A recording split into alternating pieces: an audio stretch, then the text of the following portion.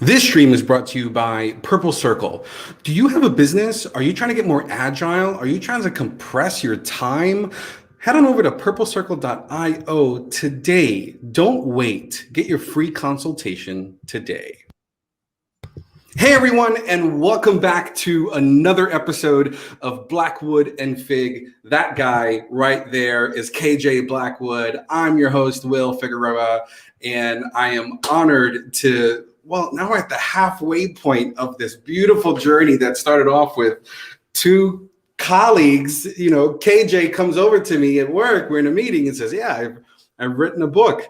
And little did we know that it would turn into a show, a brand. It's so cool to be here. KJ, it's great to have you. I hope you're well. How's things? I'm good. I can't believe it's been a week already. Really I know. The time does fly.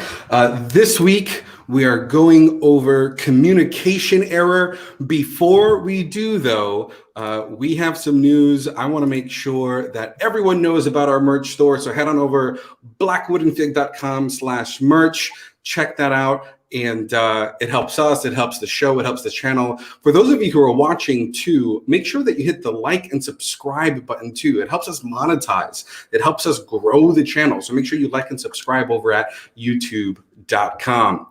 All right, KJ, communication error. You know, this is not Arthur and Betty, for sure. This is not...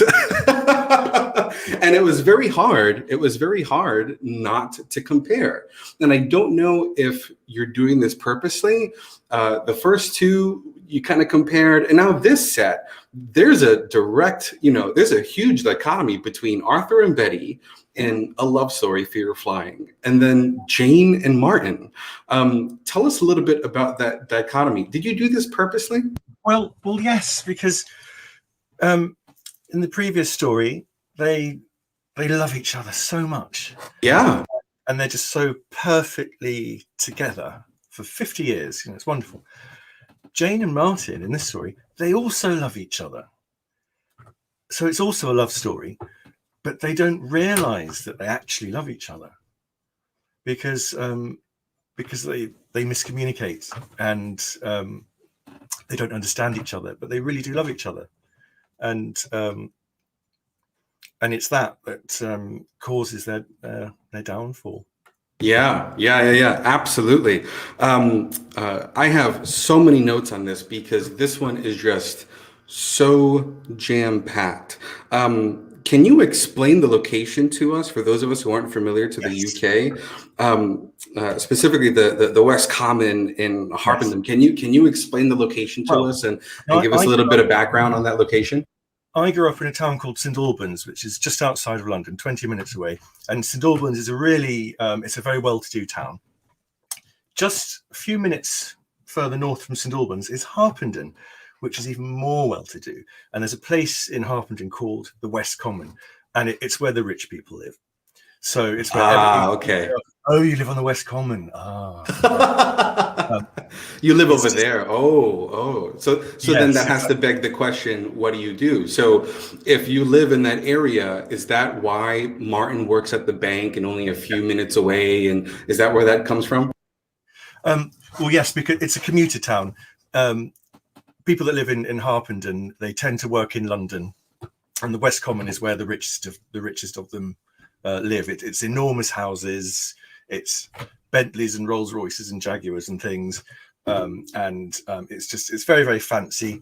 Not always classy. I had some friends from when I was at school who lived there, and as big as their house was, it wasn't very nice, if you know what I mean. It's that kind of place, and people like Martin and Jane. Yeah, it begs the question, did you know Martin and Jane? Or were these, imaginary figures? Was Martin and Jane based off of a couple or a few people, or was this just kind of made up for the story itself? Jane, I have to be careful here, you see.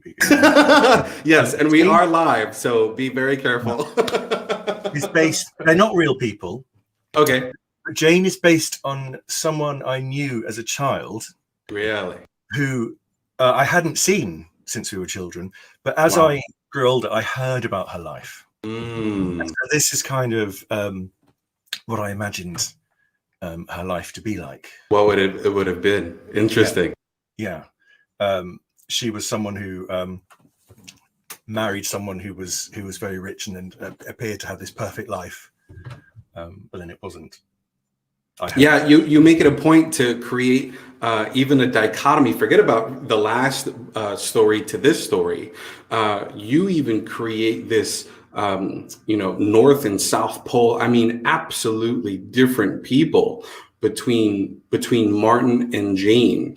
Was the Jane character based on this woman that you knew? Was she also this type of person who was the liberal versus the capitalist? Where did the story of Jane being, you almost make her to be the extreme to the left, which is Martin's extreme to the right. Yes. Can you explain a little bit of the background there too as well? Well, that's not based on the person I knew as a child, but I went to the London School of Economics myself. People that go there tend to be either very left-wing, very socialist. The British students would generally be socialists, but then you get lots of non-UK students that go there. I mean, this was 25, gosh, even longer, 27 years ago, so it might be different now, but certainly then the non-UK students would be very much a bit more right-wing, I suppose, a bit more capitalist. Sure. They tended to be rich, business centric, much like Martin, right? Exactly. London School of Economics, but also you'd get people who were just there because they were rich and clever, and others who because elsewhere in the world everyone had to pay for their education, so that their parents had spent a lot of money to get them there. They'd work really hard. Whereas British students back then, you didn't have to pay anything; it was all free. I say free. Taxes were paid for it. So it was very different, very much left and right. And I do think opposites attract. If two people in a relationship, if they have all the same beliefs, what is there to talk about? You need to have a little bit of argument in a relationship. In fact, I think I say that in the story. Couples that never ever argue. Well, it's a bit weird, isn't it? I don't think they're actually happy. So they start off as being, she's on the left, he's on the right, she's a journalist, right, doing her own thing, but then gradually she loses that, and they start to focus on his career, and so she loses who she is. And in fact, he does the same, because he thinks he's doing it. He's trying to earn all this money because he thinks that she needs it to keep up with this lifestyle. Yeah, so in fact, even in the beginning of the book, it's such a difference in who this person. It's so hard not to compare this couple to the last couple. It is so connected. It is so intricate the way that you've done it. You write literally. You write about as she sighs in front of a mirror, as she stands in front of the mirror looking at herself. She's sighing and she says, I don't look so bad. And you can almost imagine her in the mirror, kind of like looking at her eyes and kind of poking around and prodding. And you speak about this. Can you explain a little bit more and kind of dive into the evolution of this couple before we get to the second half? Well, she's not happy. Despite the perfect life, she's not happy because while she had a career and was using her brain before, now everything is superficial. Right. The only things that seem to matter are that she's a perfect corporate wife, so she has to look perfect. She cooks restaurant quality meals at home, and Martin's colleagues are all impressed because she's the perfect wife. So everything about her is surface level. And she can see, when you look in the mirror, you see a spot. Anyone else is saying your face looks fine, there's nothing there. She sees all the imperfections. She can see that it's only going in one direction, and they don't have kids. And she sees that as her fault. She couldn't give him kids, and she worries in the way that I think many women do worry in that sort of situation. He's going to find a younger model, and it does happen. And so I can't imagine living with that constant level of stress, thinking you need to maintain a certain look. Right. Otherwise, you're going to lose everything. Even though she doesn't realize that she wouldn't lose everything because he loves her as she is. Right. He loves her. She loves him. I mean, if it wasn't for the communication error, which we'll get to in the second half, this would be a very, very different story. You also explained, though, that this isn't overnight. This is over time. Martin, you explained in this story that Martin, fresh out of college, gets a job and kind of works his way through arguably the financial system, if you will, and kind of works his way up.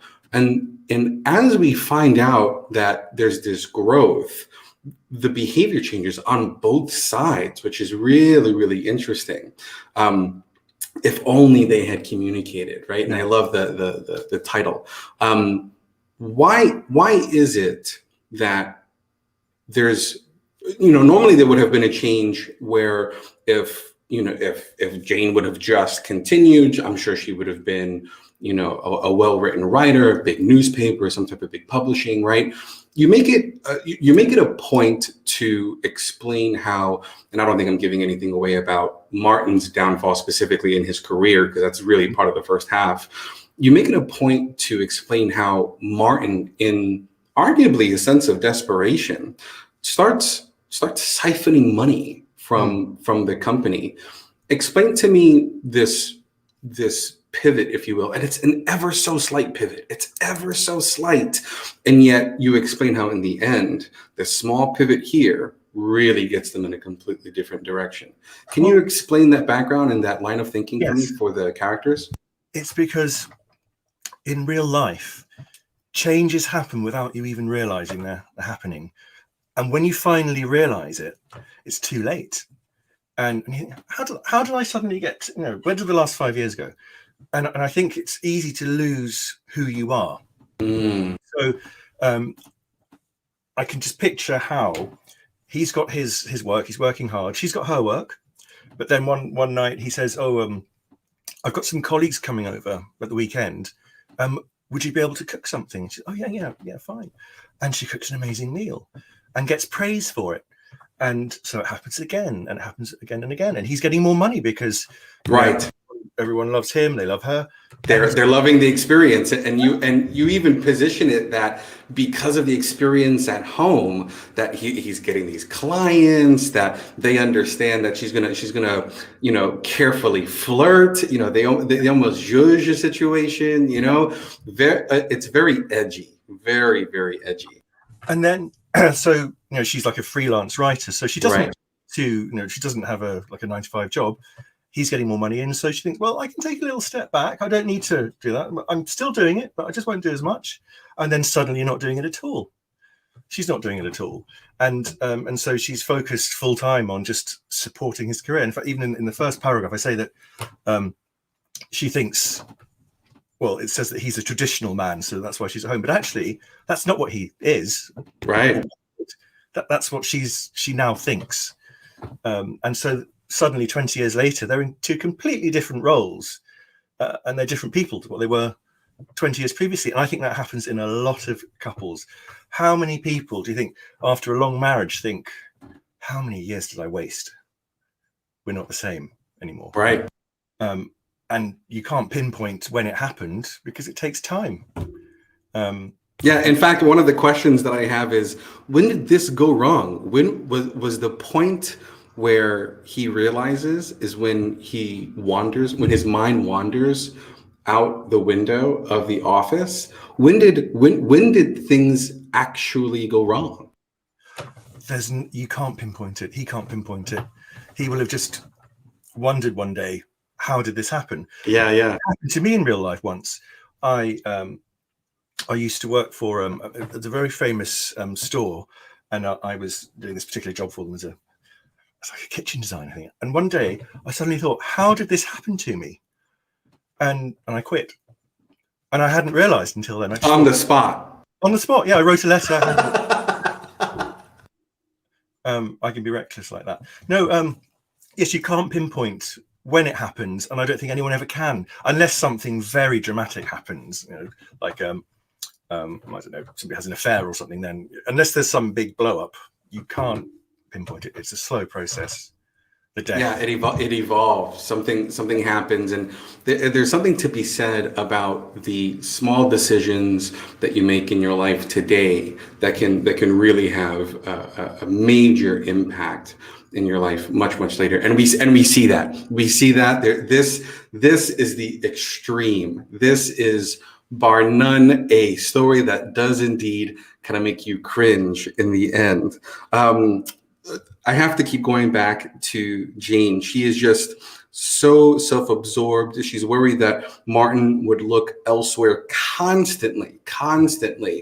But at no point in time in the story, and correct me if I'm wrong, does Martin ever speak about infidelity. In fact, he has such a love and passion, and quite frankly, it almost seems like an obsession over Jane. Where does this worry come from for Jane? Tell me a little bit more about that character development. It comes because she's grown to think that her role is to be this perfect corporate wife. She's got to look a certain way, dress a certain way, and she sees that she's decaying because she's getting older. You know, it's what happens to us all, and you can't reverse it. I mean, there's a limit how much surgery or anything you can have done. You can't reverse it. And that's all she has. And she doesn't have a career. She doesn't have anything apart from him. He's the one thing that she does have. And the thing she thinks is what he needs from her is perfection. And right. If she can't be perfect, why wouldn't he look elsewhere? Although he wouldn't. Martin wouldn't. He wouldn't stray because he loves her. But yeah. She doesn't know. Unbelievable. So this story was so deep in the character development. At one point, you flash back with Martin and Jane back to school, and you mentioned very specifically from Martin's perspective, quote, that the lack of vanity intensified her natural beauty. Yes. Tell me about that line. That was a very, very pivotal line because there's even there's almost a grammatical change after that point. Speak to me about that line and why it was so important. Well, because when people realize that they're beautiful, it takes away from their beauty. If somebody is vain, it's just not an attractive quality, is it? So if you see someone, I think it's why if you see a portrait of someone, like a photo of someone, if they're looking away from the camera and they're not aware that it's been taken, it's far more attractive than if they're preening for the camera. Right. And that's what I compare to Bianca Jagger, somebody who, yes, they're beautiful, but that's not what they're about. It's just so attractive. It's why if you get a high-flying lawyer who happens to be gorgeous, it's just an extra thing, isn't it? Because it's not about the beauty, it's about the intelligence and the wit. And the beauty is it's the icing on the cake. If you only have beauty, right, you don't really have anything because it dies, it fades. Right. You make mention as Martin is reminiscing at the window. You describe the transition of Jane's role. At one point, we mentioned it earlier briefly about the dinners and some of the other things. Is this guilt? Is this him realizing the transitions and what went wrong? And for you, what is the purpose of really diving into this? Is this just to emphasize the second half, or is there more to it in your mind? I think it does emphasize the second half, but also I think, yes, he does feel guilt because he knows on some level that she doesn't have anything else anymore, and she has contributed to his career. And in fact, in so many marriages, I know it's more of a traditional way, and it's less so now. The wife will sacrifice everything for the husband. So he gets the high-flying job. She's at home with or without kids. He's building up a big pension pot as well at the same time. The wife is not. And then if he in later years decides, I want a younger model, the wife is screwed, and I would hope that any man in that position would feel some guilt, because their partner has sacrificed so much for them. And in their case, she's become a lesser person because she's become so shallow. Yeah, you mentioned their age. They're 33, no children, and now you're just. Now I feel like you're just driving the stake into the heart, because you realize they can't have children. It's her fault. Yeah, it's her fault, and now there's almost a transition from Martin and his regret, and now we're starting to see some of her regrets. Can you explain some of those and why it was so important for you to mention some of these specifics? Because you do get into some of the specifics with Jane's regrets. Yes, because so they decided they wanted children, and that would be the perfect thing. It's the next step in a perfect life, isn't it? You get married, and then you have the great career, and then you have the kids. They can't have them. They try IVF, and it fails. And it's her body that rejects his sperm. So that's why they can't have kids. And so she feels guilt about that. And so at the back of her mind is always the worry that his head will be turned by another young woman whose body will welcome his sperm and create babies for him. Less of a worry at the age of at 33, but as you get to 45, and that the chances of that happening are, well, they're going to be even lower and lower. It's just tragic for her. It's just that's another underlying layer of anxiety. Yeah. To live with on a daily basis. And if I were Jane, I'd be on antidepressants, because yeah, I wouldn't doubt it. Speak to me about and I know I usually ask you this towards the end, but it so begs the question, I think, at this point, because there was just so much involved.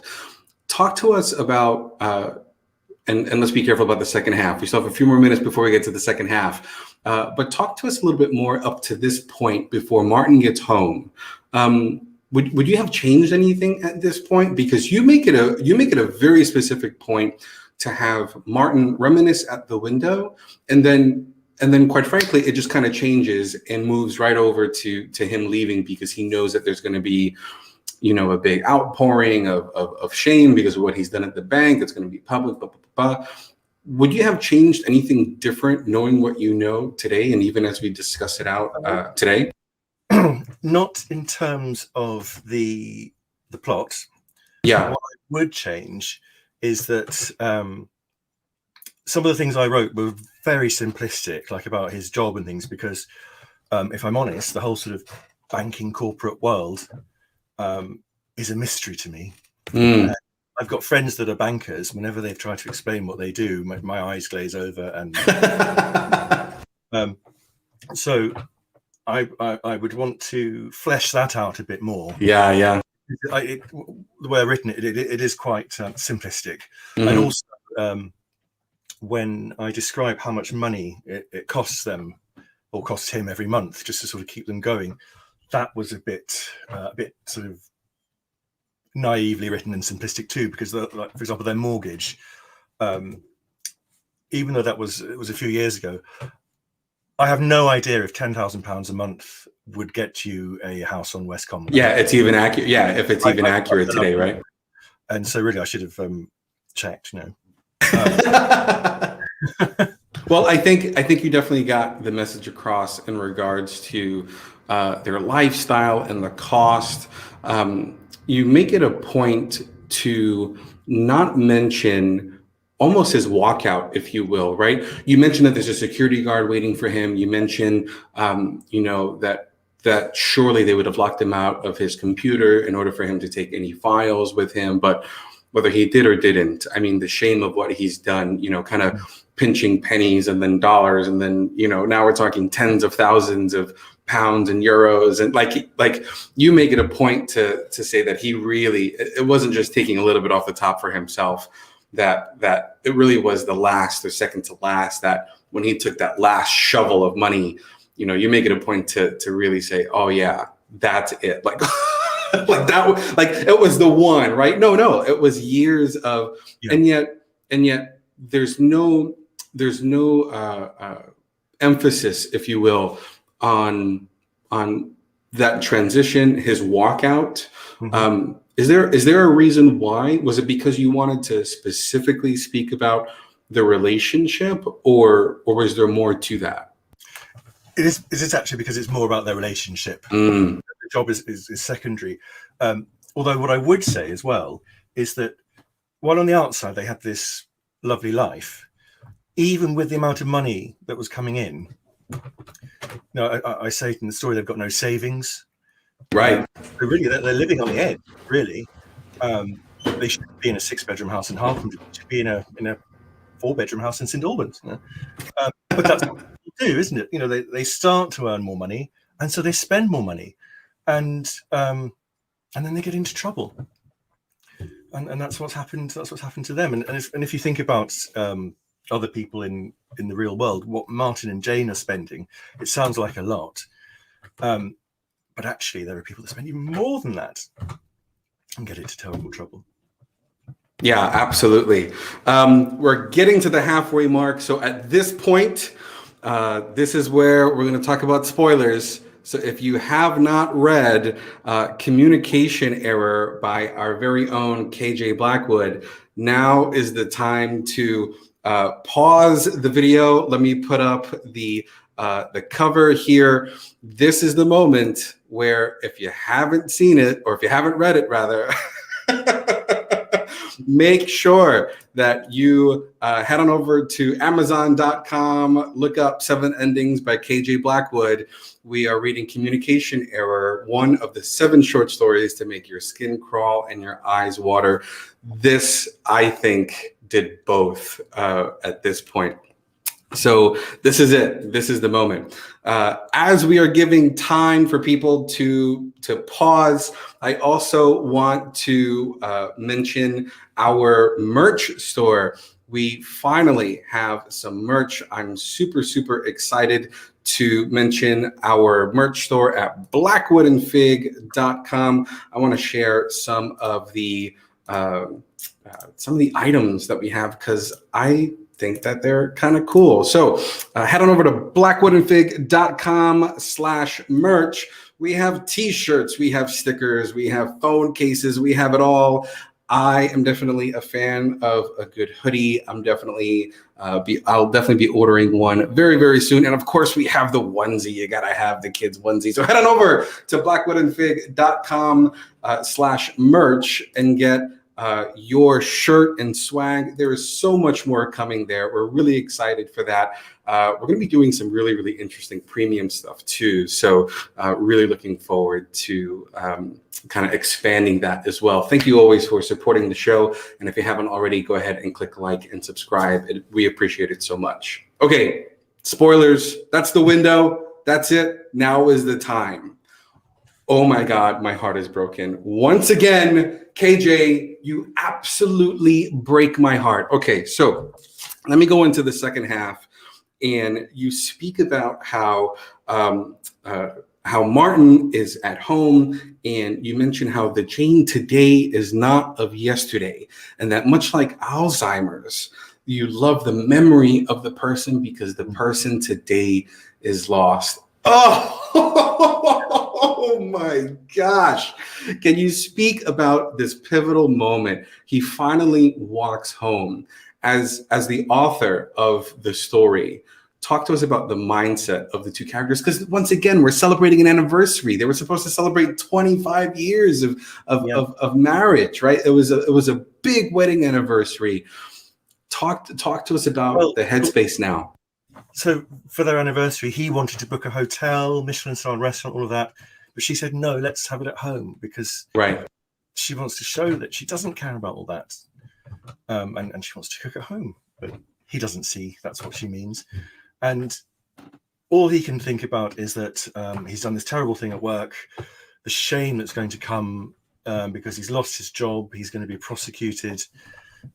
He thinks that he and Jane together could handle just losing the job, but the shame and embarrassment of the legal process that will follow, he thinks that'll be too much for her, and he can't bear the thought of her being upset. And he's just thinking, what am I going to do? How can I protect her? And he clearly isn't thinking clearly, because that's not how you protect people. It's a panic right now. I feel like this is just pure panic at one point. You mentioned just before we transition to the home scene, you write one option came to mind in regards to what was going to happen. As I'm reading this, I'm thinking, a Romeo and Juliet outcome. I'm thinking, maybe it was a mistake. Maybe, this is me hoping for the best, right? Clearly, this is who I am. But I'm hoping for the best, and I'm thinking, maybe it's a wrong email, right? Communication error. Maybe it was someone else who was doing it. But no, you really drive this home. This, without a doubt, was, arguably Martin's fault. Is that right? How would you explain this? Ultimately, yes, it is his fault, I think. Yeah. Because why his and not hers?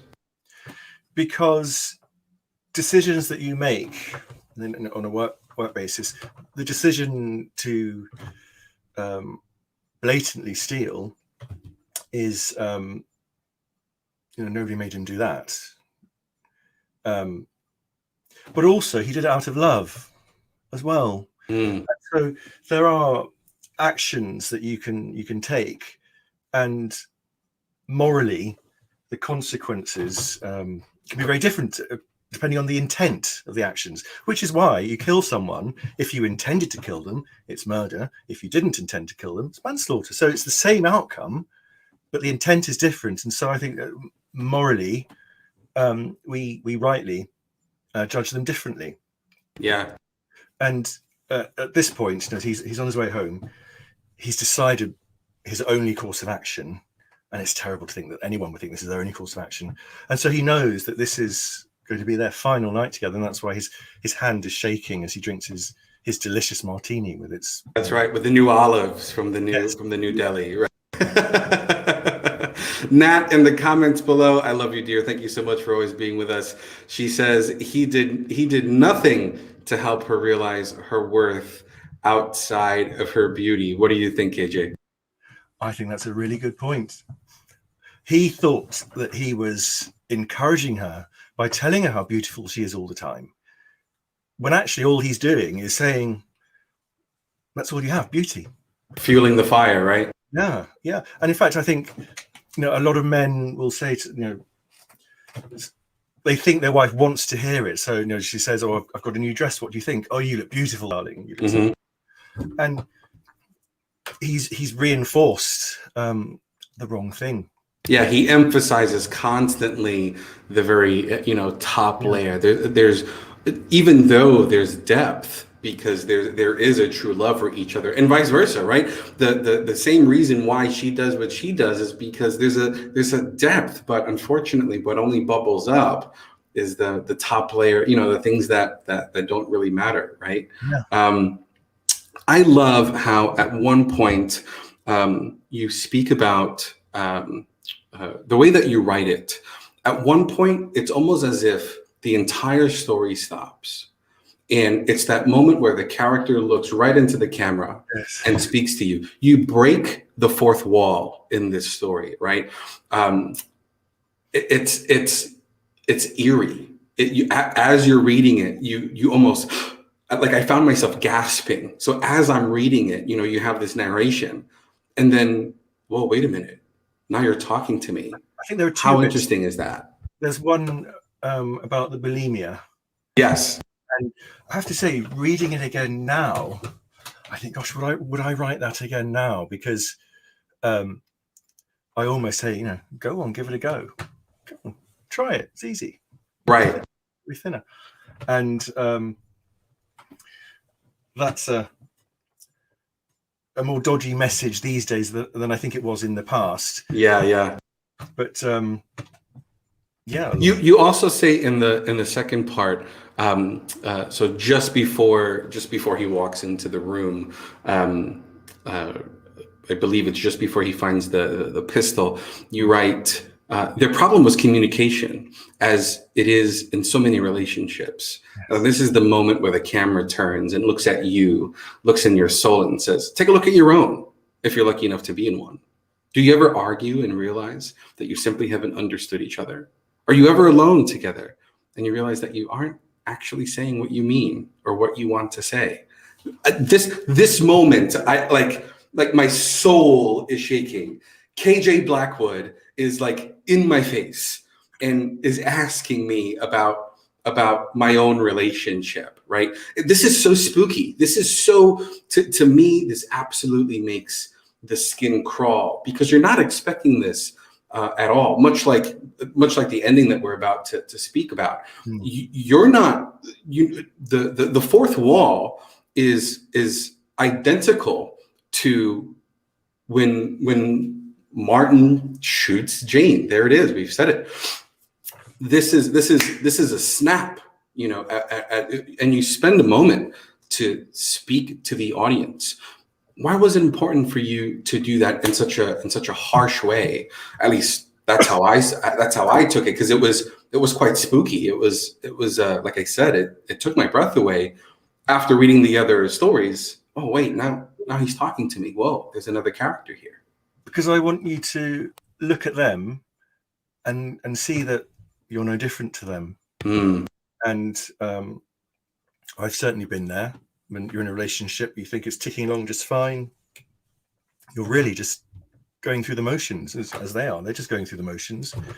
The daily martini that she makes. And suddenly one day you realize, I don't even know this person. I don't know them. Yeah. And gosh, so many people have been through that. I think it's universal. Yeah. When you look at the divorce rate. And right. If only people would communicate more honestly, they could actually have a great relationship. I mean, Martin and Jane could have had a wonderful life. They could have stayed in their Islington flat, and she could have done her journalism. He could have been a middle manager in a bank, and they would have been happy. And she wouldn't be going for her monthly facial treatments in right. You make it a point not only to continue to emphasize, and I love how you use the words about how Jane's looks were her weapons, right? These were her weapons, and so there's such a hinting, there's such a telltale that we're about to get into this, right? Yeah. You make specific reference, and I thought this was, I don't know, odd, or maybe this came from a life experience. It is oddly specific in which you speak about the Jaguar crashing. Why do you make the reference to the crashing Jaguar jackknifing against the truck? This was so specific. It's not from a life experience. I think the Jaguar brand, to me, it epitomizes an aspirational lifestyle that a certain type of person wants, and it's people like them. I mean, you see a lot of Jaguar sports cars in Harpenden, I have to say. That's really all it is. It just represents a perfect high-end car destroyed by an unarticulated lorry. So finally, we get to a point where Martin picks up the gun. He's home. She's preparing dinner. She has this beautiful dress on. I imagine the movie of this, if you will. Camera sweeps up the stairs. You see this beautiful dress as she's walking down. Hello, dear. How are you? I'm home. You know, this beautiful, and yet it's still dark. It feels cold. They may be saying things that are warm, and yet if I were the director of this, the lighting would be very blue and black and gray. It's very dark. They may be saying these warm and beautiful things. Oh, honey, I got you these new olives for your martini. Oh, dear, you always think of something beautiful. Thank you so much. Blah blah blah blah blah. And yet now it's the epitome of cold. You really make it a point to illustrate almost a sense of not only just suspense, because now we're waiting, right? If you've read these other stories, you know now at this point something is coming. Not only that, but there's the break. There's a grammatical break. We know once we see the KJ break, that's what I'm going to coin it as. Once we see the KJ break, we know that something is up. Yes. You write that the beef was cooked to perfection, and Jane left while she was finishing off the rest of the cocktails and whatnot. Why was it so important to you till the very end to continue things as if nothing happened?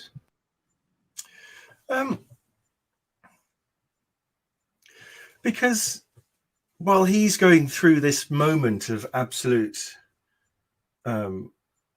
he must be distressed at this point. You're about to kill the love of your life. Right. He must be so distressed. And while he's doing that, she's making a prawn cocktail in the kitchen to go with this beef.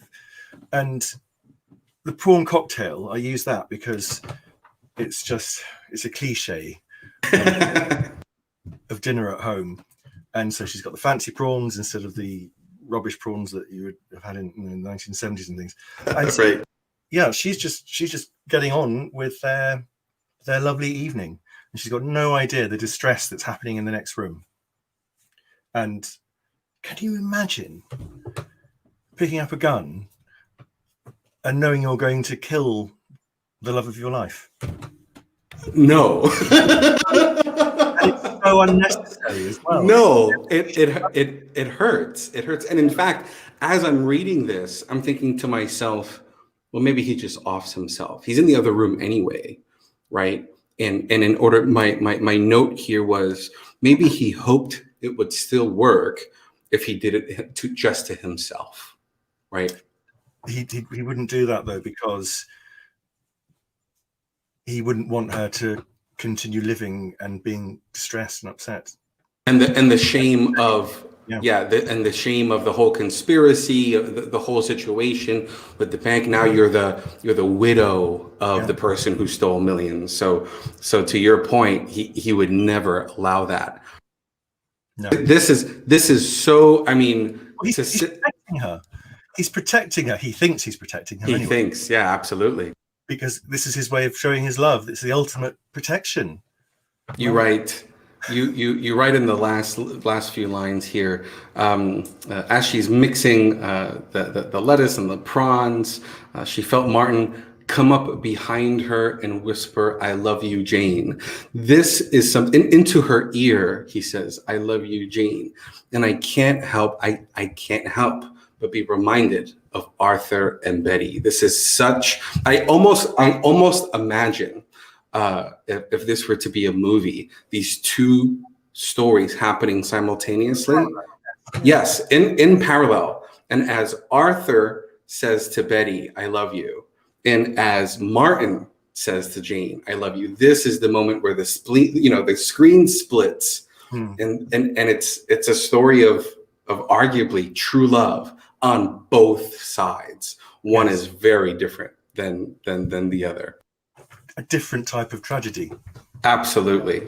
Also, for Jane, he whispers into her ear, so she doesn't even see him, she just hears him. And so she never even knew that the last time she saw him was going to be the last time that she saw him. And not getting to see heartbreaking. I know. Heartbreaking, absolutely heartbreaking. What I think is really interesting too is that you made mention earlier, and I have the note here to speak about it, how and you said earlier that you probably wouldn't even have it in the book because today, in the socio-political environment that we're in today, it's very sensitive, right, to speak about, believe me. However, it kind of speaks to the intensity of really how disgusting things have gotten. It's almost a reflection of, her bulimia is almost a reflection of just how utterly disgusting that situation is, right? So talk about a rejection, right? This is, she's almost rejecting the lifestyle. And then we get to a point where he says, I love you into the ear. She smiled to herself, but before she could, and this is what kills, before, no pun intended, before she could respond, there was a flash and then nothing. You're right. There was a flash in her head and then nothing. And once again, another KJ break. Martin looked at the body. He's looking, he's on the floor, and he lovingly, now this is eerie. Now this is creepy. Now this is like, oh my gosh, this is really, really creepy. You basically write how he gets down with her and like one last time kind of caresses her and says, one last time, I love you, Jane. Then a flash and then nothing. Yeah. This is where the really creepy music kind of fades in, It's like, oh man, this is so like spine tingly creepy, and it's a fade to black, right? You know what I mean? Like, oh gosh, this hurts. This one hurts. I think, and I think that's probably what happens. It's just you're there and then you're not. Yeah, and that's a tragedy. Yeah. So now that we're in the second half, is there anything else that you would add? I know in the pre-show you mentioned that there were a bunch of other things that you wanted to mention in regards to this. I think I would have put more detail into their outgoings and things, and actually considered what mortgages are like and all that kind of thing. Because I know Sure. So just a little bit more detail on the financials, on like the lifestyle. Yeah. I think the way I wrote it was very naive, and in fact, I imagine the figures would probably be much larger for people living like that, and also to do with his work. I probably fleshed that out a bit more as well, and I didn't is because I know nothing about. Well, it speaks to the intrigue, right? Like, well, how else do you make all this money? And regardless of the financial figures in and of themselves, you do make it a point to speak about the lavish lifestyle, regardless of prices and facts. I think as your average Joe here. It is a mystery. It really is quite a mystery when you're in financials and it's like, well, what is it that you do? Well, and comically you made it to the point before, you kind of glaze over and it's like, what is it that you do? And so it adds to the intrigue as well. So I found that very, very interesting. What else? What else would I change about it? Maybe another character. I think their life, as I've written it, is very lonely. Just the two of them knocking around this big house. And I think I have this image in my head of them being at home. She's dressed up. She gives them a martini. And if it is just the two of you all the time, what is the point sometimes of doing that?